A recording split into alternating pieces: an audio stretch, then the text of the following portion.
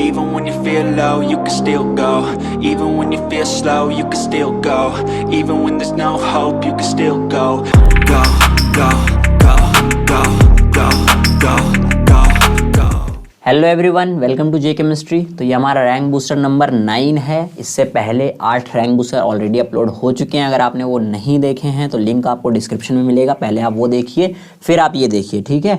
तो ये जो क्वेश्चन है आपका इलेक्ट्रॉन पैरामैग्नेटिक रेजोनेंस मतलब कि ईपीआर पे बेस्ड है, ठीक है। तो यहाँ पर हम जो कॉन्सेप्ट डिस्कस करने वाले हैं, एक तो हम यहाँ पर सिलेक्शन रूल्स देखेंगे, सिलेक्शन रूल्स, ठीक है। नेक्स्ट आपका यहाँ पर हम ये देखेंगे कि जो आपका ईपीआर स्पेक्ट्रा होता है आपका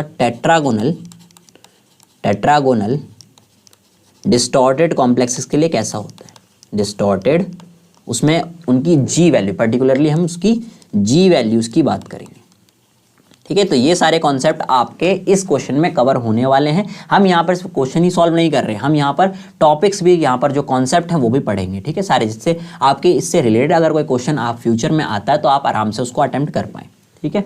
तो यहाँ पर हम सबसे पहले देखते हैं यहाँ पर सिलेक्शन रूल्स को। तो सिलेक्शन रूल्स की अगर मैं बात करूँ तो जनरली ईपीआर में होता क्या है, ईपीआर में आपका कौन से आपके एक्टिव होते हैं। अगर मैं ईपीआर की बात करूँ तो यहाँ पर जिसमें आपका एटलीस्ट क्या चाहिए, आपको एक अनपेड इलेक्ट्रॉन चाहिए होता है, एटलीस्ट 1 अनपेड इलेक्ट्रॉन, ठीक है। या तो क्या होनी चाहिए, मतलब बेसिकली जो आपकी स्पीशीज है वो पैरामैग्नेटिक होनी चाहिए, एक अनपेड इलेक्ट्रॉन उस पर होना चाहिए। अब एक अनपेड इलेक्ट्रॉन अगर होता है तो वहाँ पर आपको पता है उसके spin quantum number 2 spin quantum number हो सकते हैं, प्लस माइनस हाफ, ठीक है। अब जैसे ही मैग्नेटिक फील्ड अप्लाई होती है ये आपके स्प्लिट हो जाते हैं, ठीक है। ये आपका लेट सपोज प्लस हाफ हो गया और ये आपका नीचे माइनस हाफ आ गया, ठीक है। तो अगर आप सिंपली अगर कोई आपका एक्टिव एनएमआर एक्टिव, मतलब अगर न्यूक्लियर स्पिन 0 नहीं है किसी की, अगर वैसा कोई न्यूक्लियाई प्रेजेंट है तो वहाँ पर हाइपरफाइन स्प्लिटिंग देखने को मिलती है। मान लो वो प्रेजेंट नहीं है तो आपको सिंपल एक ट्रांजिशन देखने को मिलता है और एक लाइन आपको दिख जाती है एक अनपेड इलेक्ट्रॉन के लिए, ये तो ठीक है।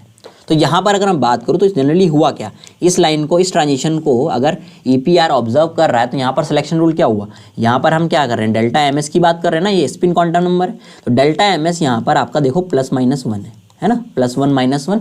तो यहाँ पर एक सिलेक्शन रूल ये होगा कि डेल्टा एमएस जो है आपका वो प्लस माइनस 1 होना चाहिए। अब होता क्या है, लेट सपोज आपका कोई एनएमआर एक्टिव न्यूक्लियाई है, आई उसकी हाफ है, 0 नहीं है, ठीक है, कोई हाफ है, जैसे आपका प्रोटॉन है। अब मान लो प्रोटॉन इस इलेक्ट्रॉन से कपल कर रहा है तो क्या करता है, फर्दर इनको स्प्लिट कर देता है। अब हाफ हाफ हुआ, तो अगर मैं यहाँ पर प्लस वाला है तो यहाँ पर क्या होता है, अगर प्लस वाला मान लो नीचे आ गया और माइनस वाला ऊपर चला गया।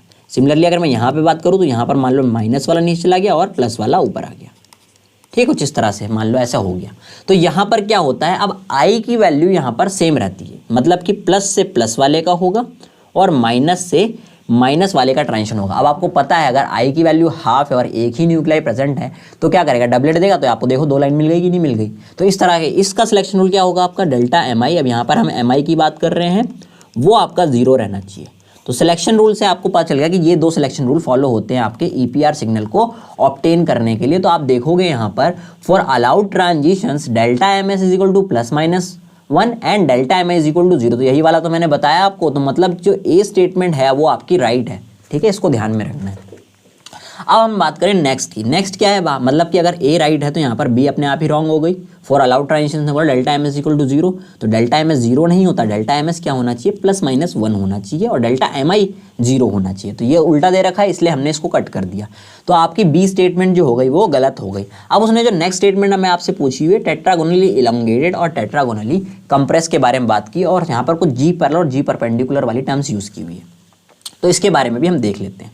अब अगर मैं बात करूं यहाँ पर आपकी टेट्रागोनल इलॉन्गेटेड है ना, टेट्रागोनल इलॉन्गेटेड को हम जेड आउट से भी बोल सकते हैं, जेड आउट कॉम्प्लेक्सेस भी बोलते हैं ना सिंपली। और जनरली कॉपर 2+ के जो कॉम्प्लेक्सेस होते हैं, एक्वा हो या अमोनिया हो, वो ऑक्टाहेड्रल में आपके जेड आउट कॉम्प्लेक्सेस ही होते हैं जनरली, ठीक है।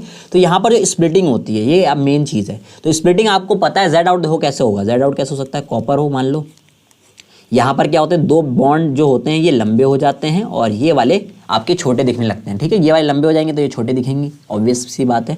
तो जो जेड डायरेक्शन के अलॉन्ग बॉन्ड होते हैं वो आपके लंबे हो जाते हैं, जिसकी वजह से जेड डायरेक्शन के अलॉन्ग जो ऑर्बिटल है आपका उसकी एनर्जी कम हो जाती है, क्योंकि रिपल्शन कम हो जाएंगे ना। तो डी जेड स्क्वायर जो होता है आपका उसकी एनर्जी हो जाती है कम और वहीं आपका dx2y² जो होता है उसकी एनर्जी बढ़ जाती है भाई। ठीक है, इतना आपको ध्यान में। अब ये हाँ देखो dz² की अगर एनर्जी कम हो गई और dx2y² की बढ़ गई तो जिसमें xy कैरेक्टर है उसकी एनर्जी भी थोड़ी बढ़ जाती है, मतलब ये dxy हो जाएगा। और लास्ट में आपके जिसमें z कैरेक्टर है वो वाले आते हैं, मतलब दो ऑर्बिटल आपके dxz एंड dyz। ठीक है, इसमें कोई डाउट नहीं होगा आपको। तो ये आपकी क्या है, z आउट या मैं बोलूँ टेट्रागोनली इलोंगेटेड कॉम्प्लेक्सेस के लिए स्प्लिटिंग का ये होता है। अब कॉपर 2 की बात की है, मतलब D9 सिस्टम है। कॉपर 2 क्या होता है आपका, D9 सिस्टम होता है। 9 इलेक्ट्रॉन आप फिल कर सकते हो यहाँ पे 1 2 3 4 5 6 7 8 एंड 9। ठीक है, इस तरह से। तो यहाँ पर जनरली क्वेश्चन और भी आए हुए, पिछली बार पहले भी पूछा हुआ है आपसे कि नंबर अनपेड इलेक्ट्रॉन किस में होगा, इलेक्ट्रॉन डेंसिटी किस ऑर्बिटल में ज़्यादा होगी, तो आप इससे आप पता लगा सकते हो। अब यहाँ पर हम देखते हैं जी का कॉन्सेप्ट। तो जी वैल्यूज जो जनरली होती हैं, जी वैल्यू जो होती है वो कुछ नहीं बताती है आपको, जनरली बताती है कि आपका सिग्नल कहाँ पे आ रहा है, सिग्नल की पोजीशन जनरली बता रही होती है जी वैल्यू। ठीक है, और ये डायरेक्टली प्रोपोर्शनल होती है इलेक्ट्रॉन डेंसिटी के, ये आपको ध्यान में रखना है। इलेक्ट्रॉन डेंसिटी जितनी ज़्यादा होगी उतनी जी वैल्यू भी ज़्यादा आती है। अब ये पैरेलल और परपेंडिकुलर क्या है, अब यहाँ पे ध्यान दो। तो हम मैग्नेटिक फील्ड अप्लाई कर रहे होते हैं, तो जनरली हम मैग्नेटिक फील्ड जो होती है वो z डायरेक्शन के अलॉन्ग अप्लाई कर रहे होते हैं। मैं बी से दिखा रहा हूँ, तो हम किसके z डायरेक्शन के अलॉन्ग यहाँ पर अप्लाई कर रहे होते हैं मैग्नेटिक फील्ड को। इसलिए हम ये बोलते हैं जो ऑर्बिटल आपके z के अलॉन्ग होते हैं वो पैरेलल हो गए ना इसके मैग्नेटिक फील्ड के, तो हम उनको मतलब कि जनरली हम जो z वाले हैं dz² ऑर्बिटल वाले जो इलेक्ट्रॉन डेंसिटी होती है उसको g पैरेलल से दिखाते हैं। ठीक है, या हम बोले z डायरेक्शन के अलॉन्ग, z डायरेक्शन के अलॉन्ग जो भी आपकी ऑर्बिटल्स लाई करेंगे अलॉन्ग द एक्सिस, ठीक है, dz² ही होता है जनरली, तो g पैरेलल यूज़ करते हैं इसकी इलेक्ट्रॉन डेंसिटी के लिए। और अगर xy में हैं तो वहाँ पर हम यूज़ करते हैं जी परपेंडिकुलर। तो इतना आपको पता चल गया होगा। अब यहाँ पर आप देख लो यहाँ पर कि जी पैरेलल बड़ा होगा या जी परपेंडिकुलर बड़ा होगा। अब इलेक्ट्रॉन डेंसिटी कहाँ ज़्यादा है, इलेक्ट्रॉन डेंसिटी अगर मैं बात करूँ तो dz² में ज़्यादा है dx²y² से, है कि नहीं है ज़्यादा। इसमें दो इलेक्ट्रॉन है, इसमें एक ही इलेक्ट्रॉन है, तो यहाँ पर इलेक्ट्रॉन डेंसिटी ज़्यादा है, तो हम ये बोल सकते हैं जी पैरेलल भी ज़्यादा होगा जी परपेंडिकुलर से।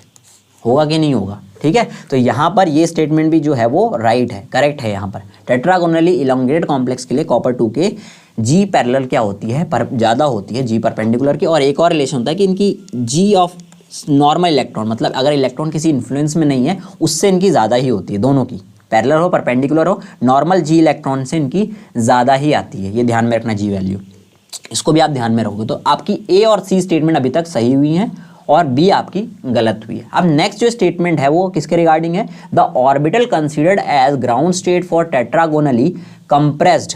ठीक है, अब उसने टेट्रागोनली कंप्रेस्ड मतलब Zn की बात की है, उसमें बोला कि ग्राउंड स्टेट ऑर्बिटल जो है आपका dx²y² होता है। अब हमें कंप्रेस वाले की भी स्प्लिटिंग देख लेनी चाहिए, देख लेते हैं भाई। कंप्रेस में क्या होता है, कंप्रेस में क्या होगा, लेट सपोज यही कॉपर का कॉम्प्लेक्स है, कंप्रेस में क्या होगा, Z के अलॉन्ग वाले बॉन्ड जो होंगे छोटे हो जाएंगे और ये 4 बॉन्ड जो होते हैं वो लंबे हो जाते हैं। अब यहाँ पर रिपल्शन जो हो गया डिक्रीज हो गया XY डायरेक्शन से, तो होता क्या है यहाँ पर जो XY है dx²y² वाला ऑर्बिटल है, अब उसकी एनर्जी कम हो जाती है और dz² की एनर्जी बढ़ जाती है भाई। ठीक है, और अब अगर XY की कम हो गई और dz की कम ज़्यादा हो गई तो Z वालों की आपकी ज़्यादा आती है, मतलब dxz एंड dyz आ जाएगा, और XY वाले की आपकी सबसे कम हो जाती है। ठीक है, अब यहाँ पर अगर मैं इलेक्ट्रॉन फिल कर दूँ D9 सिस्टम में 1 2 3 4 5 6 7 8 एंड 9, ठीक है, ये हो गया। तो यहाँ पर इसने बोला ग्राउंड स्टेट जो है आपका dx और y² ऑर्बिटल है। क्या आपको दिख रहा है ग्राउंड स्टेट क्या होती है, जब सबसे लोवेस्ट स्टेट होती है, तो सबसे लोवेस्ट स्टेट वाला ऑर्बिटल कौन सा दिख रहा है आपको, यहाँ पर dxy दिख रहा है। तो यहाँ पर आपका जो ग्राउंड स्टेट ऑर्बिटल है वो dxy है, ना कि dx²y²। तो डी स्टेटमेंट भी आपकी क्या है, रॉन्ग है, ये ध्यान में रखना है। तो यहाँ पर जो करेक्ट स्टेटमेंट हुई हैं इस क्वेश्चन के लिए वो क्या है आपकी, ए एक तो करेक्ट थी और एक आपकी सी करेक्ट थी। तो ऐसा ऑप्शन कहाँ दे रखा है आपको, ए एंड सी ओनली, आपका ऑप्शन नंबर सी में दे रखा है, इसलिए ऑप्शन नंबर सी जो था इस क्वेश्चन का बिल्कुल करेक्ट था। अब यहाँ पर और चीज़ें भी डिस्कस करते हैं, पहले जो क्वेश्चन पूछे हैं उनके बारे में डिस्कस करते हैं। अभी तो इसने सिंपल आपसे जी पैरेलल और जी परपेंडिकुलर पूछा, तो आपको स्प्लिटिंग पता होनी चाहिए थी। क्या करता है क्वेश्चन में, ये आपको दे देते हैं कि जी पैरेलल ज़्यादा है जी परपेंडिकुलर के, ठीक है, ये आपको गिवन होगा। अगर ऐसा गिवन है तो बोलेंगे कि अनपेड इलेक्ट्रॉन जो है वो किस ऑर्बिटल में लाई कर रहा है, तो मैंने बोला डी, अगर जी पैरेलल ज़्यादा है तो मतलब dz² में आपकी इलेक्ट्रॉन डेंसिटी ज़्यादा है तो वो नीचे आएगा, है ना। अभी हमने देखा था ना ये वाला केस, चलो पिछली वाली स्लाइड में देख लेते हैं। ये रहा वो केस, है ना। तो यहाँ पर आप देख सकते हो इसमें इलेक्ट्रॉन डेंसिटी ज़्यादा, तो अनपेड इलेक्ट्रॉन किस में आया आपका, इसमें आ गया, बस सिंपल आंसर हो जाता है। तो इस तरह के क्वेश्चन आपसे पूछे जाते हैं ईपीआर से रिलेटेड और टेट्रागोनल कॉम्प्लेक्स से रिलेटेड, ठीक है। तो आई होप आप लोगों को समझ में आया होगा इस क्वेश्चन के सारे कॉन्सेप्ट वगैरह। अभी के लिए हैप्पी लर्निंग।